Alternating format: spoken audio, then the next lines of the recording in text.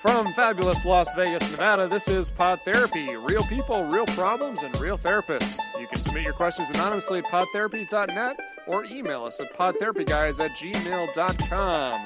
Don't forget to get out and start your early voting in the U.S. election. It's president time. Yes, no joke. No joke. Seriously, no joke that. today. Just vote. What day does it we start need to on? vote. Early election? Yeah. Or October. It's October. It's October. Yeah, Yes. early October. This is October 8th right now. Yeah. So, Go vote. Go Vote. vote. Please vote. And now broadcasting from the churn, that guy's Dr. Jim Jobin. I'm Nick Tangent. It's time for Pod Therapy. So real quick, We have like 2.5 more minutes of music. We could have kept going with that for a while. just vote. Yeah, I was done. Vote. Vote. I lost interest. Please don't vote twice. Yeah, don't. A lot of people were misinformed by the president during a speech in North Carolina where he said, hey, maybe you should vote by mail and then double show vote. up and vote again. Yeah, Right. because maybe just a double check.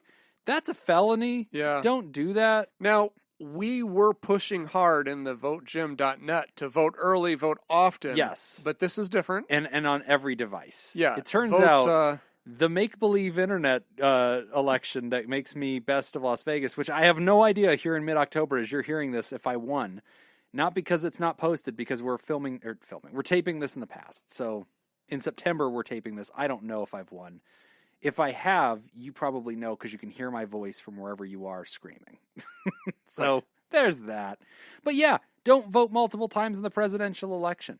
And I believe presidential debates will be happening nearby with this thing being posted. You know what I've been listening a lot to now?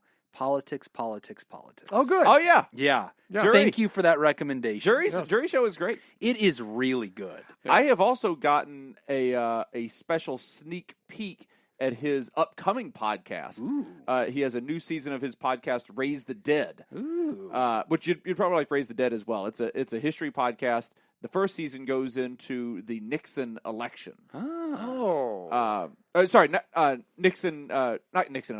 Kennedy election. Okay.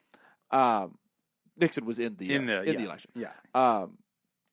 And then there's a new season that is about to come out. Actually, by the time this comes out, it may have come out. Huh. So check out Justin Robert Young, Raise the Dead, but also Justin Robert Young, Politics. It is or PX3. PX3. It It's is really good. Yeah. And, you know, one of the things that sold me on it when Jacob was originally pitching it, he said you'll find it refreshingly not sided. It's not partisan. It looks at it and says, let's just be thoughtful and smart about this, and let's talk about it like a sport. Like, let's just talk about mistakes that are made, how they're playing the game, period. Here's a mistake. Here's why I think it's a mistake. Yep. And here's how that bears out in polling and blah, blah, blah. Yeah. Which I really thought was, and I've always really been attracted to that stuff. Like, I count myself a progressive, but like, I've never really enjoyed a lot of the progressive media just because it's so one-sided that I'm like, okay, I'm just hearing things that I already think. Like, this is boring. But like, I really like politics.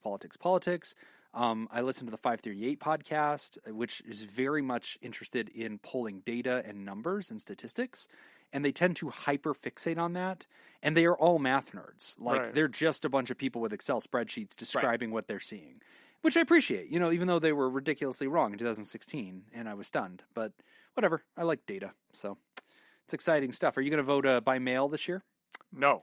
Oh, you're going to go do the early vote? Yeah, I'm going to vote early. I'm going to do that as well. You're going to go vote early? I'm going to do the early voting with the mask and do the social distance. Okay. Vegas is really good. It is. And a lot of places are really good about having a lot of early voting places. That's true. And so you can go, you can keep your distance from people. I like it. That's true. But yeah, Vegas is very good at it. And then I'm comfortable that my vote has gotten in. Exactly. So that's the reason, though, is because that you is guys the reason. You're nervous about I am. a mail ballot making it where it needs to go.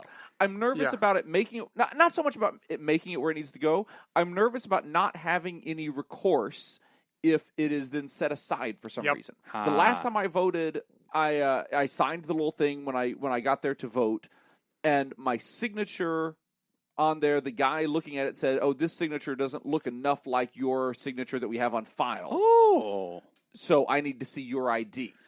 Oh, or you can do a what's the I can't think of the absentee word now. ballot? No, it's a different type of ballot that you can do, and then it's determined later if it counts. Okay. Oh, yeah. I know what you're talking about. All I can think of is provincial ballot. It's like a limbo ballot where it's provisional? like Provisional, provisional. That's it. So he was like, you can either do a provisional ballot, and then somebody else will look at the two signatures, and if they decide that it's close enough, your ballot will be counted. Or you could just show me your ID right now, double verify, and prove that you are this person on this line. Oh, because they're not allowed to actually require an ID. Sure, and so that's why they can do the provisional ballot thing. Right, but you want your ballot to count on the first go. Yeah, and then I know that it's in.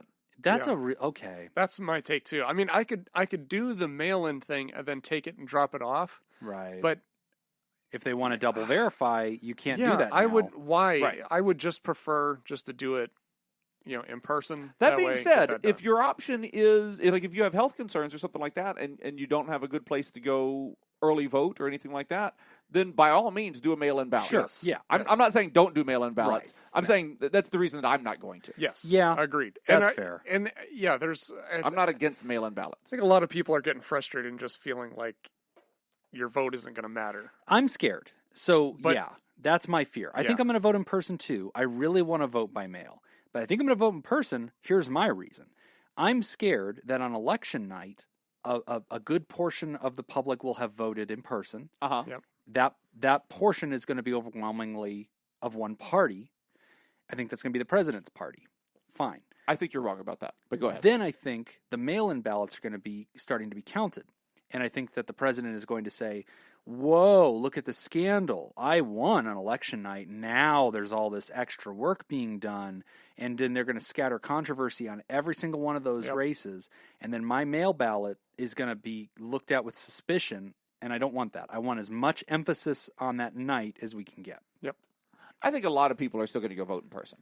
I think so, too. For a lot of reasons. Yeah. Yeah. But I saw some think data that said that Democrats are more likely to mail it in. That traditionally has been the case. Yeah, that is true. Okay. But I don't know. That's my fear, though. Yeah. Is like, okay, well, if they can scandalify the whole thing just because there's mail-in ballots. They're also quick history lesson, the reason that the election is on an effing Tuesday is because back in the day, we didn't get election results the same night. You didn't know in Washington, D.C., how Georgia voted on election day. It was on a Tuesday because then it was expected that they would have the results brought to the Capitol, each state getting time to tally up their results, review them, and then they would send the electors, right? And the electors were instructed, based on the law of your state, go to the Capitol, let them know this is how our state voted. Yes. And then there's such thing as a faithless elector, which they could change their opinion on the way or whatever, but they're not supposed to. And then some states can actually punish you if you do that. But yeah, that's why elections are on a Tuesday. You're not supposed to have the results the same night, and it really frustrates me that if we don't, if it's not loud and clear that first night, that it could actually be brought to the Supreme Court and be a problem. That's silly. Mm-hmm. Like, take a week, figure it out, tell us the following Monday who the next president is. It takes a lot to get something to the Supreme Court. I don't know. Bush v. Gore went to the Supreme Court. Yeah. That was a lot. But if you look at it, yes, but also Bush v. Gore, the Bush campaign was suing, saying, stop counting, stop a recount. Don't keep adding them up. And I think that's what the Trump administration can do. I think they can say, stop counting the mail-in ballots, stop adding these up, time's up, whatever. And then they have the structure of power. The other side will say, okay, no, we're asking for injunctive relief from that action. Boom, immediately goes to the Supreme Court. Which, by the way, the Trump administration has now appointed 3 justices to. So anyway, not to get all scandalous and interesting on Pod Therapy, but we definitely don't want this podcast to be interesting. No, let's get back to therapy stuff. Right. But vote. That's at the end of the day. That's what everybody needs to do. You should definitely vote. Only once though. Only once, because votejim.net is done. Right. I don't know if I won. Thank God. We'll find out. On a sad note, did you hear about the Italian chef that died? No. Yeah, he passed away. But it was pretty solid. That was good. It was pretty solid. I follow this Instagram account. I think called we're Dad done. Jokes. I think you know what? We'll see you soon. All right. Husband's coworker died, and I think he was in love with her. Huh. Okay. Please tell me if I'm overreacting or seeing things that aren't there. I guess that's possible. Husband's coworker died. Okay, got it. Yeah. I guess that's possible, and that's why I post. That's why I'm asking. Also, we've been together for 7 years, married for 4. My husband has this coworker/friend for about 3 years. Let's call her Helen. I did not know too much about her, to be honest. I know she joined his team at work, and they started to become friends. They shared a hobby that I don't share, and they sometimes met up for that. Sometimes one-on-one, and sometimes with other coworkers. I just saw her a couple of times. I did get a jealous gut feeling, also because she was attractive and charming. Sometimes, but there was no real evidence for something weird going on, and I have a bunch of male coworker friends, too, who he was always cool with, too, so I told myself there was nothing going on. I did not get the impression that they were overly close. It mostly just seemed like a casual coworker friendship. 2 weeks ago, he got the news that she passed away in an accident. He actually had a day off, and I was around when he got the phone call. He instantly became deathly pale and just collapsed and started screaming and crying. He is normally not a guy who expresses emotions strongly, so it caught me by surprise. But of anyone that anyone would react emotionally on hearing about a friend's death. Okay, it caught me by surprise, even though anybody would act emotionally. And yet, I now cannot stop comparing it to the time he learned of his actual brother's death a few years ago. The two were pretty close, but he reacted much less and barely shed tears. Anyway, that alone wouldn't mean anything, but afterwards, a few things piled up that make me feel strange. I learned later from one of his coworkers that he immediately offered to adopt Helen's daughter. Whoa! She was a single mother. He has not told me about this. That took a hard right turn. He has not told me about this or consulted me beforehand. However, apparently it is already decided who the daughter would go to anyway. He has written to her parents and asked them for something to remember her by. I saw an email from an artist indicating he was commissioning him to paint a portrait of her. Since her death, he has barely been eating or sleeping and seems to be in extreme grief altogether. He starts crying multiple times every day and is barely able to function.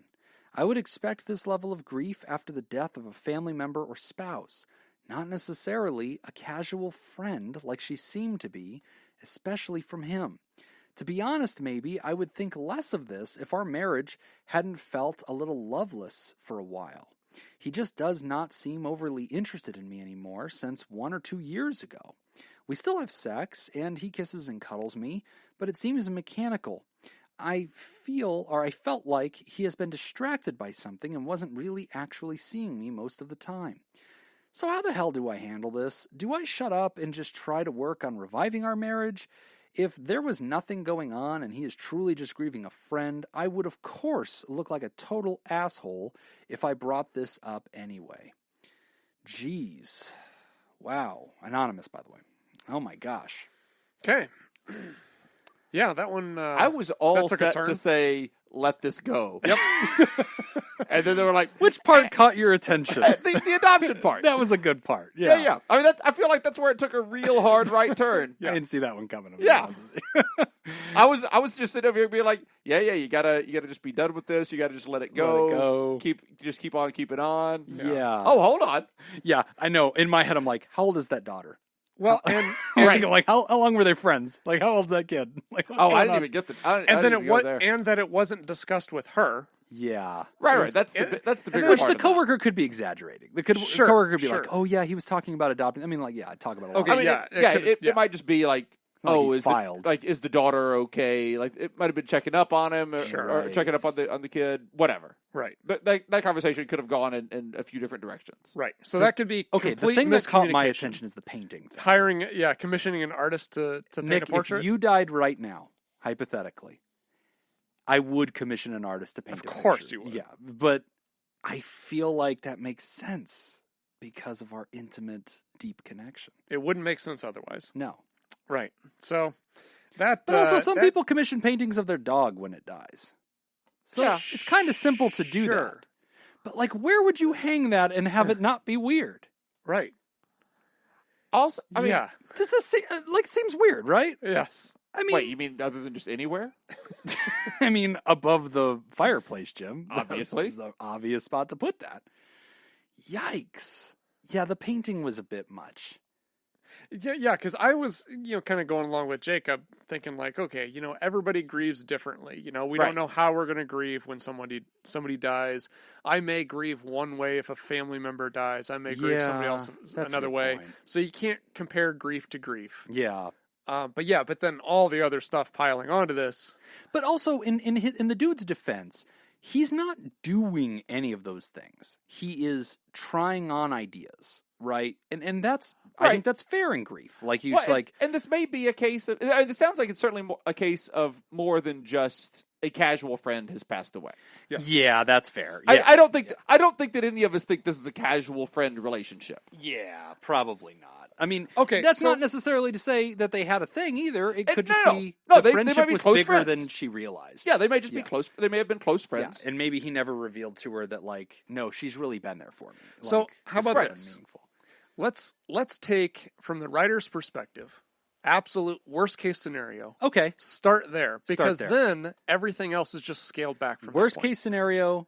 Well, worst case is he was in a relationship with that woman, and that's his kid. But I'm adding the kid thing. Let's ignore the kids. Let's ignore the kid thing because we don't know age, we don't know time, we know nothing about the kid other than that the kid exists. Fine, and that he wanted to adopt. Okay, fine. Worst case scenario, they had a relationship. Okay, he did not leave you for her. So he was in a relationship with her, though. Right. Yes, so of some type. From her perspective, that happens. What do you do with that? What do you do? Where do you go from here? Yeah. Gosh, this is hard. Isn't it? Because the writer said something that I thought you can tell the writer at the end is saying, like, listen, what do I do? Like, do I just ignore this? Because like I could play detective and ask a million questions. I could get upset. But she's saying that is a bad response. If this human is just sad and grieving, and now I'm going to come in all insecure and jealous and bring up all this stuff. I would argue that that's probably a bad response regardless. Yeah, that's a good point. Okay. I mean, like, that may be something that you want to find out more about down the line. Yeah. But right now, now, that's probably a bad response. Yeah. Yeah, that's a good point. And I think, I would agree because I think the chances of this going south very quickly if you're wrong is very high. Yeah. No. Astronomical. But then on the flip side, everything going right still isn't that great. Yeah. So dealing with this right now, it seems like a lose-lose. Boy, that's hard. I think that you have to resist, and I'm going to say this, and I don't mean to disrespect, writer. I think you have to kind of resist the curiosity to know, which is, you might be thinking, well, Jim, of course I want to know. That's my husband. If he was having an affair, I'm very interested in that information, right? Yeah, yes. and I don't want to just ignore that. Yes. Like, that would very much be something I need to think about. Okay, fair. I get all that. But I guess in this situation, the deeper question I would want you to ask yourself is, you mentioned that the relationship itself has sort of been lacking the last couple of years. It's not bad. I don't hear you saying it's terrible. We're at the edge of leaving. I hear you saying, no, we're fine, but it's just been mechanical and not great. So the question I'd want you to ask internally is, if this did happen, that worst case scenario, and if his ex-lover just passed away, I imagine you'd care very much to find that out at some point. I imagine it would matter. And the deeper question is, asking yourself, even if that were true, do you think you'd want to stay? Do you think you'd want to work it out? And you're allowed to say yes. You're allowed to say, well, yeah, like, this is bad. I'm not pleased. He obviously never left me for her, so, like, maybe I do want to stay. Maybe I do want to work this out. Oh, Jesus, I don't know, because, like, that's really hard, because she's going to want to know that information. Yeah. I think there's an easier way to ask the question that you're trying to ask. Okay. And that is, if it is worst case scenario, what would my response be? Yes. If I find out that he was indeed having a long affair, or not, sounds like who cares about long affair? Okay. But if he was having an affair, yes, with a person who has just passed away, yes, what will my response be? If her answer is, I would leave him immediately, that's my value system. I don't want anything to do with him. I don't even love him that much. Then that implies that she should go ask him about this. I would still suggest that's fine. Is it so wrong to ask, by the way? I'm kind of on team ask. Okay. I think. Am I an asshole? No. You are, but for other reasons. Okay. Yes. That has nothing to do with this conversation. Okay. No, Thank goodness. I am not against her going and finding out. Okay. I think this is a bad time to do it. Okay. I think in, a week, a month, Okay. Would be a better time to do it. I think right now, this is not a great time to do it. Yeah.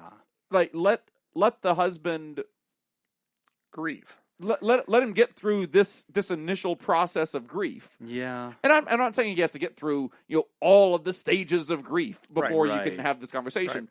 But let him get through this shock stage where he's doing things like asking about adopting the kid. But doesn't that's in part of a shock stage. And of it's grief. hard to I would let him agree do too, the process because- when you're stunned at his reaction. But here's the thing: are you going to have at this point? Is he capable of having a really meaningful conversation dealing with the level of grief? You that guys he's are going asking a lot of this woman. through? Yes, It's a shit situation. Exactly. And you're telling her to It be is. stoic It is. and wait. No, she's watching this happen in real time. Why are you crying? I know this is is a not. big deal. I know this is not an easy thing to do, but I would Yeah. agree. Regardless, it's gonna suck. Yeah. Right. There's no easy way of dealing with this, but I think it's kind of like when we worked at the rehab. Yeah. All right. If somebody was having an emotional breakdown, Yeah. we're not going to have deep conversations. True. Right? Because the part of the brain that is in charge of executive functioning is not turned on. Right. We're dealing with the animalistic part of the brain. Okay. Right? We have to calm people down first, Sure. and then we can reason. I don't think he's at a point of reason right now. Yeah. He's grieving. Right. I think you have to let that grieving process go a little bit further and kind of let the waters settle a little bit before you bring this up. Oh my gosh. I feel like for her, she was going along her merry little way. Uh-huh. Life is normal. She's with him on a weekend. You're going to Michael's. You're buying some fall decor. And then all of a sudden his phone rings and they say, hey, our coworker, your friend, passed. I wanted to let you know that. She was in a car accident, man. She's gone. And he falls to the ground and screams and cries. And she says, that's not the kind of dude that he is, though. He's not that guy. I'm that guy. If I found out that they canceled, The Simpsons, I'd be like, no! On the ground, my wife would be like, this again, Jim, jeez. They're not bringing back the McRib. That'd be a mess. I'm an emotional guy.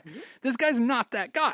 And so she sees this and she is stunned at his reaction, and in all the little reactions since then. Now, in fairness, he didn't come to her and say, let's adopt a kid. She's like, what the hell? She's discovering some of the secondhand. Yes. And I kind of want her to disregard the adoption thing. I do too. I don't think I want to give that any credibility. We don't know what that conversation was like. Yeah. And I also kind of want to disregard the painting thing. And here's why. Even though I thought it was whoa, I have... it's so easy to do that kind of stuff now. I tried to get an oil painting commissioned of me and you at one point in the God Adam pose where they're reaching to each other through the clouds. Michelangelo. Yeah, that one. Yeah, I tried to get it as a Christmas gift, and then I got pissed because they wanted a lot of money, and I was mad. But anyway. So well, you should have told me. I'd have gone halves. I know, right? It's been worth it just to have that. But no, I could. If you're see wondering him... where your Patreon money goes, yeah, this is where, guys, we need this. It's really important. It needs to be in the living room. But no, I see the argument. I could see, my friend died of cancer. You were working with me at the time, and it shook me. It was really, really hard. And I could see myself buying a painting and giving it to his family. Yeah, as something to do. And maybe in his case, that's what he's thinking is I'm going to buy an oil painting. I'm going to give it as a gift to this little girl. I'm going to give it to the grandparents. Maybe that's where his head was at. So I don't want to give a lot of credibility to the painting thing. Yeah. I don't want to give a lot of credibility to the adoption thing. Things that we don't have information on. Yeah. What was the other one? So really, there was the painting, the adoption thing, and there was one more point. That was another weird thing that she noticed. I stopped listening after the adoption one. That's what caught your... Remember they're bullet pointed there, Nick. Yeah, but it says, since her death, he has barely eaten or sleeping, okay. sometimes is extreme grief altogether. Okay. So starts crying multiple get times rid of per those day. two big points that caught your attention, and you're left with a guy... Oh, he wrote to her parents and asked them for something something. to remember once a her memento. by. Yeah. Which, okay, I could see something... I don't think that's weird. It may not be a bad idea to look at both extremes and figure out how your behaviors are going to be different in each of those. right? Yeah. So let's say there is a logical reason for all of this stuff, and it's completely misconstrued. Well, there is. And she died. Right. No, and his intentions were good, and nothing's going on. Yeah. Okay. If Just that's close the friend. case, right. Close friend, he's upset that his close friend died. Yep. Absolutely. Best case scenario, what's your plan? Absolutely worst case scenario, what's your plan? How far apart are these? I think they're big. But that's why I'm on team ask, because I don't think it's that big of a deal. Like to say to him, hey, I've noticed you seem really, really cut deep by this. Yeah, she seems to really meant a lot to you, buddy. Like, yeah, no, she did. I think you have to be really skilled and careful in how you approach that, because here's the other thing, though. Like if I lost a close female friend and then Laura starts accusing me of there being something going on and there wasn't, It's a bad. then my reaction It's a to very this bad look. is Yeah. Jesus, I'm dealing with this, and now I have to deal with this too on top of it. But okay, so this is the cost benefit analysis I'm pointing out. Though. Okay. If Laura came to me and was like, "Do you think I should ask about this?" I'd say, "What's the worst thing that can happen if you ask Nick? He's gonna be hurt and really upset at me and pull away from me. He's going to throw away all of my Nazi memorabilia. He might. That's right. He might burn my original Mein Kampf." And it would be put on the pile of ashes of all the other books I've burned. This bit has really endured the test of time. And Laura's so sweet. I think that's what makes it so much funnier. I know. No. I just mean like as a human. In real life. Yeah, she's this enlightened, sophisticated, sweet human being. Yeah, she's great for a Nazi. Very impressive for a Nazi. But yeah, if I was talking to this woman and she were like, hey man, what's like the worst thing that could happen? Okay, I would ask her, like, what's the worst thing that could happen if you ask your husband? He gets pissed, he gets hurt, he yells at you, and it's awkward. Okay. I don't think that's worst case. I do think that's worst case. I think he's already he breaks up with you because you asked. I think he's already in a heightened emotional spot. Yeah. And you take this to him, and if he is innocent of everything, yeah. At best now we are just heightening the emotions at this point. So I don't think the worst case scenario is just an argument. I don't see what. Yeah. I mean, it's a bad outcome, sure, but I'd be like, you're going to recover from that, right? Whereas if it goes the other way and like this is a thing, and you didn't ask about it, it's important. You know? It's not about not asking about it. It's about when you ask about it. Okay, so we're all on team ask. Oh, absolutely. We're just on team. We're not going to strategically ask. Yeah, we're not going to just. You're not going to ask at the funeral. Sweep it under the rug. Yeah, don't ask at the funeral. All right, that's fair. Okay. So it's just we're just talking about timing. Okay, yes. Then all right, we're all on the same sides here. So she says, how the hell do I handle this? Do I just shut up and try to work on reviving our marriage? I can't believe I'm going to be the first person to suggest this, but I'm going to suggest that you talk to your husband about going to grief counseling. Ah. I don't know how it is that we've got this long. I've been waiting to say that because I assumed that one of us the would throw it. Well, that was dumb. No, I'm still stuck on the painting thing. You know us by now. Good point. Yeah, life coach Jacob and our lawyer and attorney at law. Life coach and attorney at law. Life coach at law. A life coach at law. He's right. I think to the writer, listen, writer, okay, so, I think that grief counseling will help get to the answer that the writer is looking for anyway. That's true. That's true. And I think you can bring that up and say, hey, you seem really shook. This seems really negative. I looked up a grief counselor. Yeah. I strongly encourage you to go. This has affected you. Yep. And that's a loving and supportive move. I think you could be more than strongly encouraging. I think you could say, I want you to go do this. I'm going to ask you to do this. Go do this for us. Go do this for me. Yeah. Your home life is being affected by this. Our marriage is being affected by this. Our relationship is being affected by this. You're hurting. Yeah. That's a good point. I'll drive you. Yeah. Or if it's a group, we'll go together. We'll go together. I will sit with you. I would suggest she doesn't go. I know, right? Like, I don't want her to go, but I like, don't you can offer that. Yeah. I don't want her to go. Yeah. I want this to be a him thing. Yeah. I think that'd be very frustrating and hurtful for her to have to sit through and see him grieving about another woman that she already has concerns about. Yes. Well, I give the writer a lot of credit because, the writer seems, obviously they have the time to sit down and think about how they want to write this. Mm-hmm. The writer's not telling us a lot about how she's feeling. She's just telling us the news. Right. So I don't know where she's at. She seems very calm, and in the end of the letter, it's like, how do I deal with this? Should I work on reviving our marriage? And I realize I am really reading into one sentence there, but when I see the person saying, should I work on reviving our marriage? I feel like I'm kind of hearing them say, even if this thing is bad, things are not great between us. Should I focus on Correct. us? Okay. And maybe I'm not focused on that external threat because it's obviously not a thing anymore. And maybe that changes the way she's thinking about it. Maybe she's like, okay, if this turns out to be true, like I'm going to be really upset about it, but I don't have to worry, obviously. Right. This person's gone. So all that's left is us. So if this did happen, regardless, I have to ask myself, do I want to fix this? Are we going to work on this?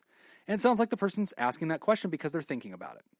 So I know I'm torturing a sentence for information, but I will say to the writer, it appears like you're primarily motivated toward your marriage, not away from it. It appears like you're not on this detective fact-finding mission to find a reason to leave. I don't hear that in you. I hear you saying, you know, how important is it to find this out? And I think that I guess I'm in agreement with the guys here that, yeah, you know, at some point you're probably going to circle back around and say, hey, you know, this really looked like it devastated you when that happened. Were you guys more connected than I realized? Is there anything we need to talk about? Mm-hmm. And, you know, that might be as much as you're ever going to be able to do with this, honestly. I mean, and that's always kind of been the truth. And I guess that's a good point, guys, because I don't want a human being to suddenly become fixated or preoccupied on finding infidelity. It plagues a lot of people's minds where they fixate on it. And they maybe it's because they've been hurt in the past, or maybe it's because they see too many TV shows, or maybe it's because they're predisposed to fear. They become hypervigilant. They're searching all the time. They're wanting to go through stuff. It gets really messy. It's terrible for your mental health. I don't want that for you. So if you can land earlier on a position of, listen, I'm going to let him get healthy. We're going to go to, you know, marriage counseling. We're going to start working on us. Down the road, I might bring this up. But obviously, it's not a pertinent or urgent thing, friend, because you don't have to worry he's going to leave you for her. That's not on the table. Yeah. It's a hard situation. Yeah. That's a tough one. Man, that was a journey. That was a journey.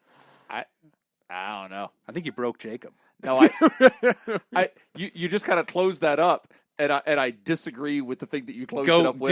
Do it. Go in. Reopen. Get out the scissors. If there was a strong relationship there, yeah, I don't think it's impossible that he will leave the spouse for the memory of the person. Okay, this is still something that could end a marriage. Yes, just because it's not so much I'm leaving you for this dead person. Right. That's a dramatic way that I just phrased it, and, okay. I'm aware of that. Yeah. It is in this relationship I realized where my head's at now. Right. I'm not in love with you. Yes. I'm so tortured over this. But I still think first step is grief counseling. Yes. and getting to the point where you do find that out, because right now all we're doing is coming up with a whole lot of hypotheticals. Yes, the same as you. Yeah. We're just coming up with hypothetical after hypothetical, and each one is worse than the last. Yes. So to the writer, and I that's think not helping anyone. Yeah, we're in agreement that the next thing for you to do, regardless of what turns out to be true in the cloud of possibilities, at the end of the day, be kind, be human. I think Jacob's right. Aim toward grief counseling. It sounds like he needs to be put back together. I think that's a very effective place for him to do that. That's healthy. That's pursuing health. And then it sounds like you guys have some work to do on the marriage anyway. You know, regardless if you know, had he not gotten that phone call on the weekend and discovered this, you would have probably described your relationship as being pretty disconnected and mechanical anyway. This, I think, accentuates the need to go ahead and get into a couples counseling group or individual counseling and try to start working on the relationship. If at some point it seems like it's time for you to ask because this is something on your mind and you still feel this way, great. You may have gathered more data by that point to say, no, I'm not concerned about this. It was just he was in a low place in his life, and this is the only human he'd ever opened up to, and then she passed and he internalized it. Okay. You can't put a relationship back together if he's not together himself. Good point. Yeah, so start with that. And those are the only pieces you have control over, friend. But, you know, Anonymous, it's an awkward situation. And I'll tell you, you're not crazy for being bothered by it.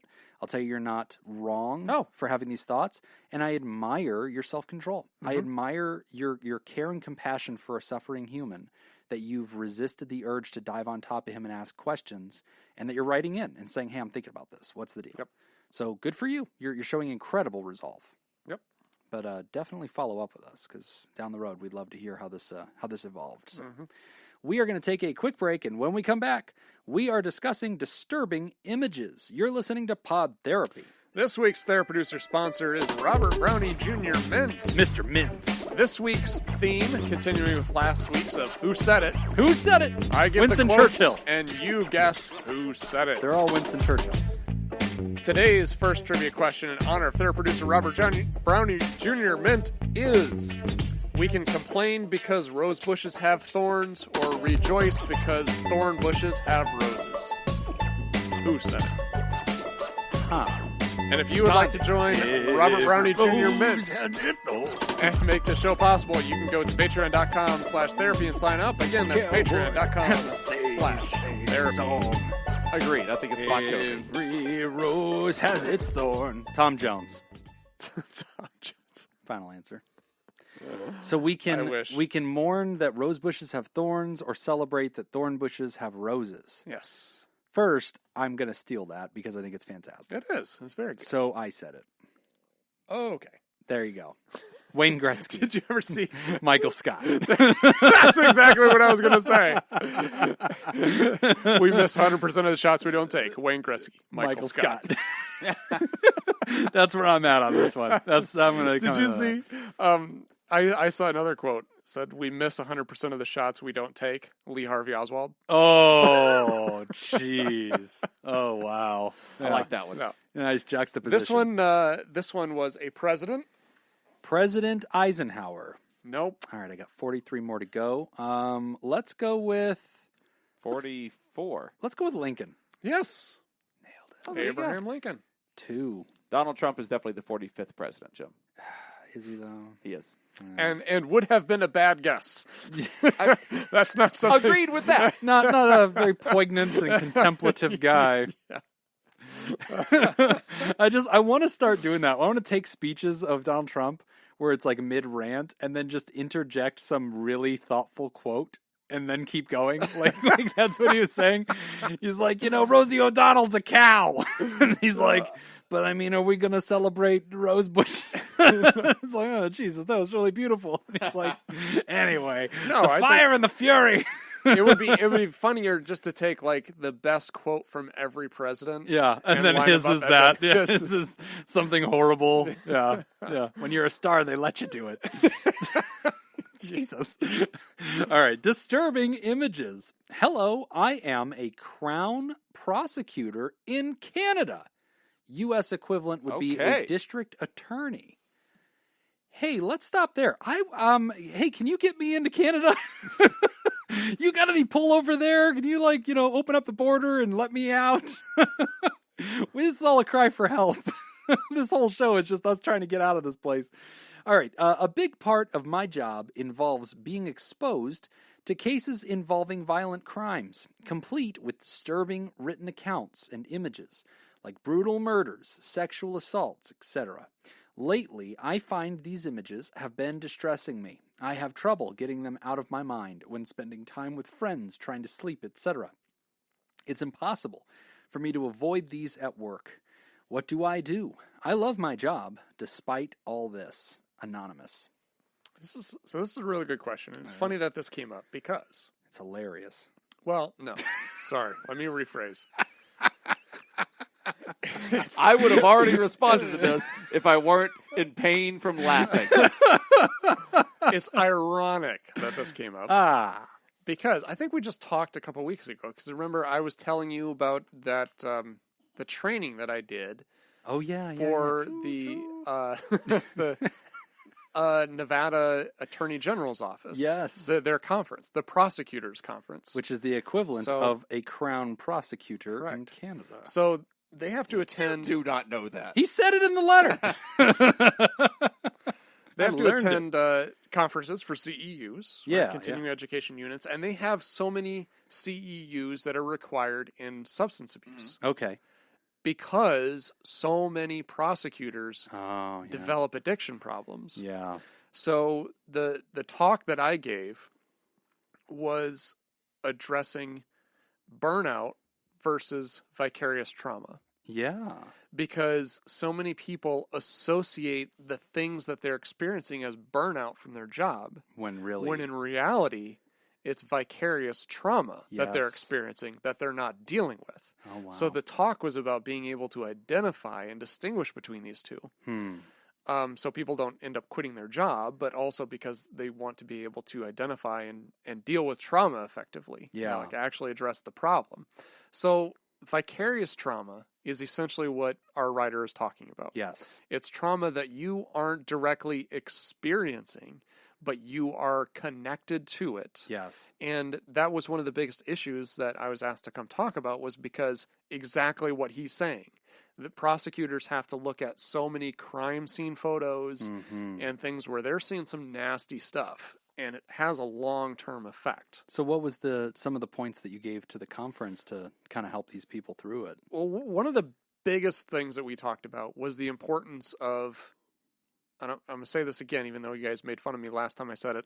I'm going to make fun of you again. And Go we ahead. will again. Debriefing.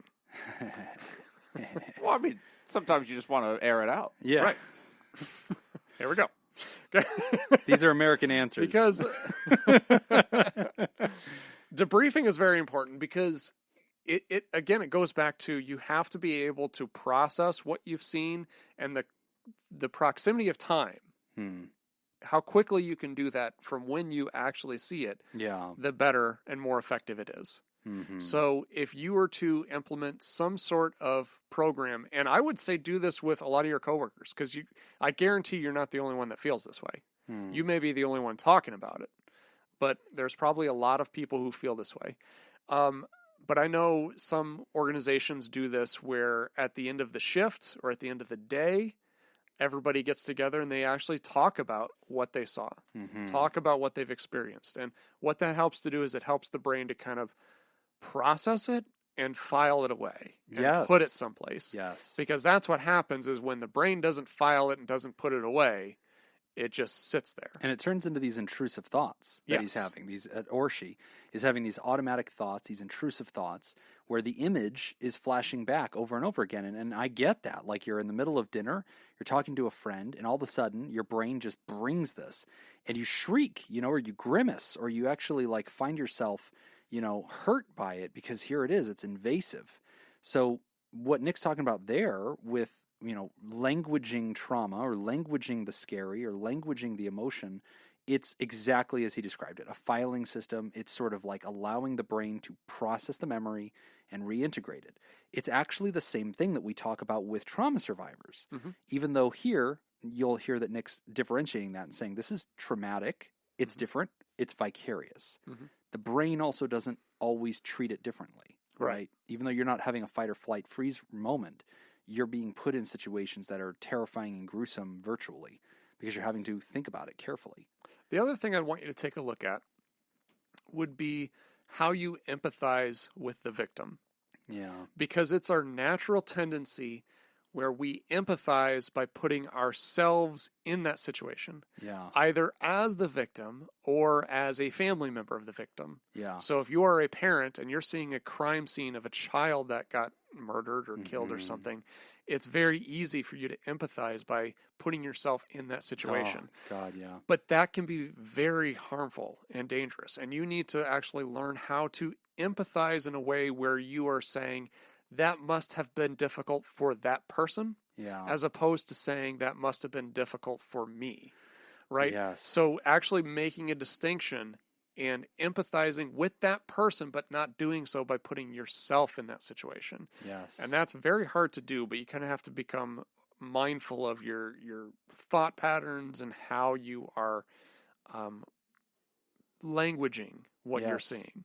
And I think as therapists, we relate to you, writer, because this is something in our trade that is similar, because we're meeting with humans who are sometimes telling us about extremely difficult things, and we're trying to really hear them, and it's very difficult in that moment to detach from them, so that we're not feeling it ourselves, and we're not empathing, and we're not connecting, and we often do come away scarred, and even this year in 2020, I've had some really difficult moments where historically I don't like to work with children.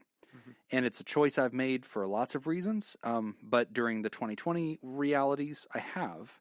And I think partly because it's all hands on deck. We all need to be helpful. And so I've taken away that restriction, and it's been very hard for me because I've had situations where I'm working with young people, and I'm hearing about some of these horrific things that some of them have gone through in life. And it's one thing when I'm talking to an adjusted 40-year-old who tells me that their childhood was crap and here's what was going on. We're decades away from that, right? And so like I feel like we're already going to be okay. You know, now we're just working through it. But when you're talking to a young person and they're telling me about these horrific things, I'm a parent, you know, and I can't help but, as you just said, you know, connect to that and see my own child. The transference or the countertransference is extremely strong. And so it's very hard for me because then I'll have intrusive thoughts afterward, imagining these scenarios that have just been described to me in vivid detail and fearing them and having them intrude whenever I'm playing with my kids, you know, and it's terrifying. Right. And I know for me, languaging it is healthy. It's one way. I will debrief, you know, so to speak. I'll talk to my spouse and say, hey, can I chat with you for a second, you know, without getting into the details? I just had a scary meeting, you know, here's some of the things that I was hearing and just working through that. And I don't know, just there's something about languaging it out of me that I think helps. It feels like it's been processed. The mind isn't still wondering about it. And then for me, I use a skill called nope. So I nope my way out of thoughts. You know, if I feel like it's intruding, this image comes in, nope. And I like literally, you could see me shake my head. If you just had a documentary crew follow me around for 24 hours, you'd notice I do this a lot. And I'll just be walking around, all of a sudden you'll see me just like grimace and shake my head. And you'll think I like have a tic. But no, it's actually I'm having an intrusive thought and I'm noping my way away from that and choosing to think about something else. And I'm doing that to desensitize the brain to that thought. Like I don't, if you click the pop-up out of an intrusive thought and you engage with it and really meditate on it and sit there and stew on it, it makes it stronger. Your brain does more of that. Right. It's not the right kind of processing to relieve it. Yeah. Now the third tip I would have is to seek out attachment and personal connection to others. Because part of compassion fatigue, which is going to happen with vicarious trauma, is personal detachment. So making sure that you are, you know, spending time with friends, making sure you're spending time with family, maintaining those personal relationships, even though I'm sure as an attorney, you're very busy and, you know, work takes up a lot of your time, still make sure that you're putting in time to connect with other people because that can be a protective factor in dealing with trauma. And then the fourth thing that I would actually, I've got 5 things. Okay. I'll throw in a fifth. The fourth thing is to just continue to remind yourself that you have a very important job, that your job is making a difference, right? Because sometimes that also kind of feeds into it where you feel like, you know, it's you go from one crime scene to the next crime scene to the next crime scene, and you're kind of like, what am I doing? I'm not, you know, and it can become very daunting. So just kind of continue to remind yourself that you're making a difference. Draw upon reminders that your job has meaning and that it's making a difference for society. And the fifth and final thing, diet and exercise. Okay. Yeah, I remember that was part of very your important. Yeah. Very, very important. Physical care is mental care. Yes. And especially when we're talking about dealing with stress. You know, exercise is one of the best things that you can do to combat stress. It's because really stress is about kind of your cortisol levels rising. And there's been a lot of studies that show that actually if you work out in the morning, what you do is you inflate your cortisol levels. So your cortisol levels go up, but then they come back down and then they're less likely to be affected later on in the day. So studies have shown that if you exercise in the morning, you are better able to deal with stress throughout the day because your cortisol levels have decreased and they plateau, they stay there. A lot of pieces to that. And, you know, I mean, we relate to you, friend, you know, obviously in our trade, we're very rarely getting to encounter somebody. I mean, sometimes you get stories of folks, you know, not every time we talk to somebody are they having the worst day of their life. Not every story is horrific. And so you're also watching people triumph and you're watching great change. And so it's not all dark, but sure, we relate to you that there's also hearing things you can't unhear, you know, and being, you know, party to things and learning about things that you can't get out of your head. And, you know, images that your imagination in our case makes that you can't lose, you know. So I guess those are all, you know, a packet of tips to try to like process this and get away from this. The best of all those, though, is languaging, you know, to other people, to colleagues. I think that you've got to do that. And it actually does take it away, you know, but Those intrusive thoughts are also there too. There's also a great book on intrusive thoughts. If you ever feel like this continues to grow, Overcoming Intrusive Thoughts. It's a good book and describes the RAIN method and really does some good justice with helping people kind of work away from those experiences, especially if they start to bother you. Like, obviously, it's intrusive, it's not wanted, it's unwanted, it's negative, it has nothing to do with who you are. It's something that you can clearly know is not you. But if you find yourself really wrestling, starting to self-question, like, what do these thoughts mean? They don't mean anything. They're just automatic. But Overcoming Intrusive Thoughts is a good book. So, yep. Great question, my friend. And please write to us and let us know how you can smuggle me out of America. That would be great, because this upcoming election might be a civil war. So I'd like to dodge that, please. Jim's not a fighter. Yeah, not a fighter. Not a fighter. I've already gone through my stash of hoarded food, so if you could maybe get a big crate that I can get into. I got a couple of little kids, too. He's not a fighter or really a lover. Or really much of anything. Just shows up. We are going to take a quick break, and when we come back, we're going to talk about cuckolding. You're listening to Pod First Therapy. debriefing and now this. Yeah. This week's TheraProducer sponsor is Kayla Lansbury.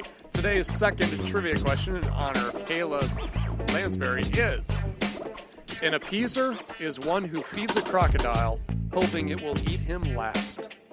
Who said it? Winston Churchill. Yes! It is. So for the record, that's 3 Winston Churchills and 1 Abraham Lincoln. Yeah, I'm aware. Yep. For all those keeping count on one hand.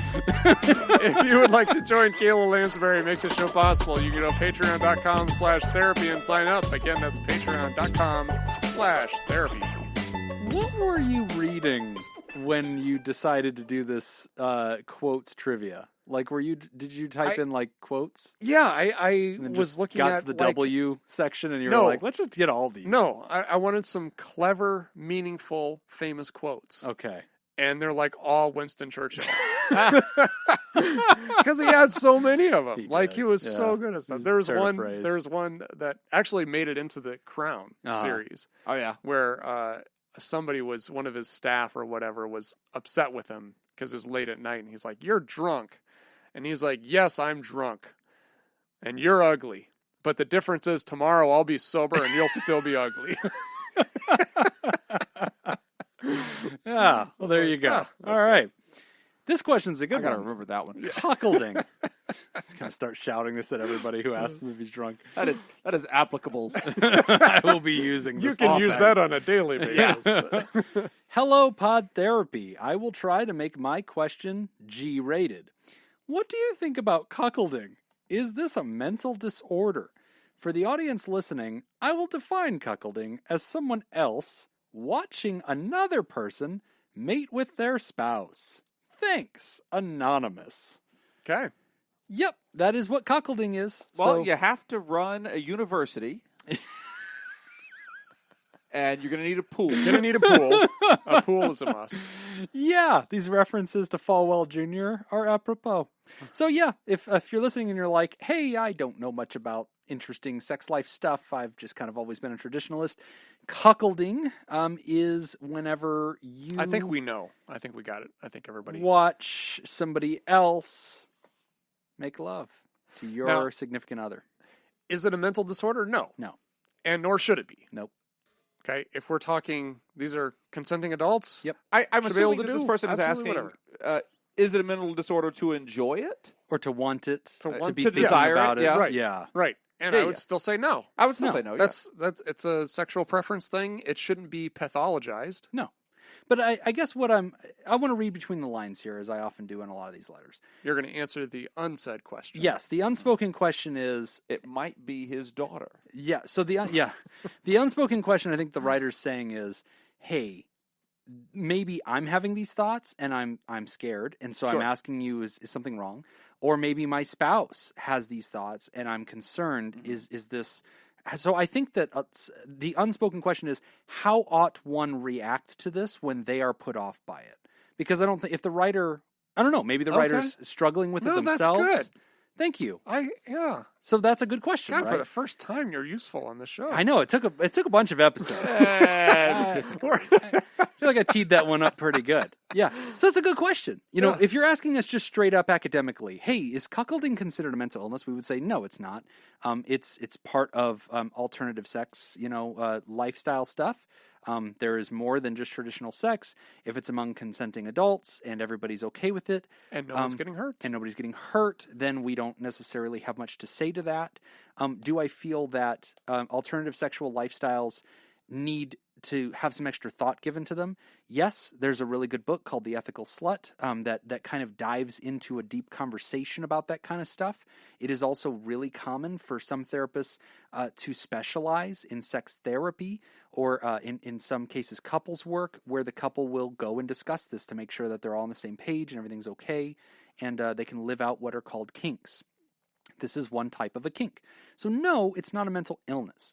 But again, the unspoken question, Nick, that I think is underneath that is, if this is something that is presenting in my story, whether I'm feeling it or my spouse is feeling it, and I'm uncomfortable with it because I'm writing in wondering if it's wrong, how ought I respond to that?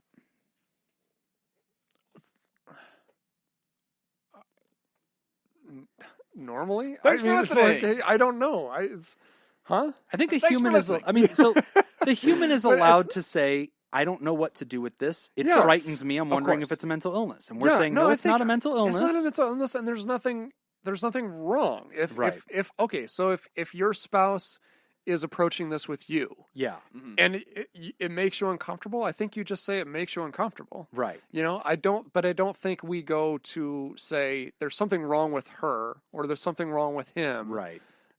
They shouldn't be thinking this way, or they shouldn't have this kink. They shouldn't be sexually attracted to this. Right. I think we go down the wrong path. Yeah, I agree. That way. And, I think it's just it's for acceptance. you or it's not for you. Yeah, exactly. It's okay. No, I'm not into that. Right. Okay. That's it. That's it. I don't think there's... Now, if you're writing in about it, I would guess that you're scared of it, right, or alerted to it. Usually that's the case. Sure. Maybe you're just asking in an academic way, but usually if somebody's asking it this way, hey, is this mental illness? They're saying, is something wrong with my partner? Is something fundamentally wrong? Because this seems like alternative sexual stuff, like there's a lot that goes into this. And if you start studying cuckolding, like as a genre, and just understand like the theory behind it and like psychology, there is interesting psychology, that is revealed in a lot of human interest and a lot of human appetites. There's nothing wrong with a human being, but sure, there might be certain patterns that emerge in that theme or whatever. We talked about BDSM on the show before, which is power, giving away power, one person feeling that they don't have that, and that being part of their kink, which you might not associate with sexuality. So like, what does this have to do with that, or what does it have to do with sexuality that somebody else is better than you and is like taking away, your person, or somehow like that's part of the dynamic of sex? Why is that a turn on? And so I can understand where a writer would be confused by that and say like, it seems like a different kind of like way to think fundamentally. Is it an illness? So I guess I'm just trying to validate that a human who's not very exposed to it, like as therapists, we've heard about everything. Right. And we generally are not shocked when you tell us about something, like that's fine. And we generally don't pathologize it. But I guess I just want to validate the human who's writing, because I sense that they might be a little frightened and put off by it. And I think we're telling you, like, if that's not your jam, you look at it and go, hey, this intimidates me. I'm not necessarily open to alternative sexual exploration. Communicate that to your mate and say, hey, listen, that's not for me. We, I think, are always going to be on team non-judgment. Mm-hmm. And if your spouse came to you and said, hey, I'm into this, or you've discovered it by accident that they're into that, I'm going to encourage you to not look at that with any kind of conclusion. Don't look at that and say, oh my God, they want to rape somebody because they've had rape fantasy, or, they want to hurt people because of BDSM stuff, or they want me to be, abducted and somebody take me because they've had that fantasy, or I found you. No, it's an appetite. It's similar if they were like, do you want to get Thai food? And you were like, I don't like spice. And they were like, well, I do. What's wrong with you? Doesn't mean anything. Yeah, doesn't. You shouldn't conclude anything about who they are as a human being by that appetite. And sexuality, I think, is often just an appetite. Yes, I would agree. And I think that's where it can get ugly, is then when you bring judgment into it. Yes. Because now you've shamed them for having whatever kind of sexual fantasy they have, which they can't really control. Yeah. And then that's going to open up a whole can of worms in that relationship about well, I feel like I can't open up now. I can't talk to this person about what's it's not going good. on. It's not good. Mind. Yeah, it definitely creates a fissure in the relationship, and it's not great for mental health. We generally are on team be authentic, and if you can be authentic with your mate, and the two of you can talk about what your desires are, that's fantastic. Is it super common that everybody can? No, it's not super common, and I think it's because a lot of humans associate sex with judgment. And if you tell your mate, hey, I'm into this really, thing that you've never heard of before, they might recoil. And that's authentic to them. Mm-hmm. They're not being mean. They're recoiling and going, no, that does not work for me. I'm not excited about that. I'm kind of alarmed by that. That doesn't, I'm okay. All right. This is where a therapist often gets involved. That doesn't fit there. Yeah. So this is usually where a therapist is involved saying, okay, great. Let's manufacture a way to talk about this. So, but no, we don't want to pathologize it, Ryder. It's not a mental illness. It's just an alternative way to explore sexuality. And again, we don't have an opinion on it except to tell you that it's not a mental illness. Good question. Good question. All right, we have reached the end of the show, and as you know, we are recording this one a few weeks early. So that means if you became a THERAPAL, THERAPRODUCER, or THERADACTYL since we recorded this in late September, we don't know about it yet. But we do want to take a moment to thank our THERAPRODUCERs, the Elite Eight, the mysterious and shrouded Illuminati members of the fan club.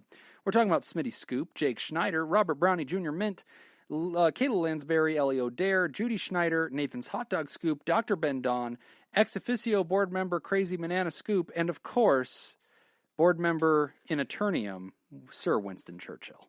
Yes, he's now sponsoring the show. Thank you. From the afterlife. If you would like to hear this episode Winnie. uncut and unedited, enjoy our spontaneous side projects, go to patreon.com/therapy, and thank you for supporting mental health. That's all the time that we have for this week's session. We want to thank our landlords, the Ice Cream Social Podcast. Thanks, Jacob! And thanks to those of you who contributed to our show today. We really appreciate it. Remember, pod therapy isn't something you should keep all to yourself. Share this episode with someone who needs it by opening the episode's description in your podcast app and copying and pasting the link provided into your social media. Don't forget, you can find us at facebook.com/podtherapy, on Twitter @PodTherapyGuys, on Instagram @PodTherapyGuys, and at patreon.com/therapy. Do you want to submit a question to the show? Ask anonymously at podtherapy.net or email us at podtherapyguys@gmail.com. I'm Nick Tantrum. I will fight in the streets. I will fight in the sea. I will fight in the mountains. Who said that? You did. Nobody else. Churchill said that. No, he didn't. Big speech. And we'll see you for appointment next week. Stay tuned to the after show where we debate this.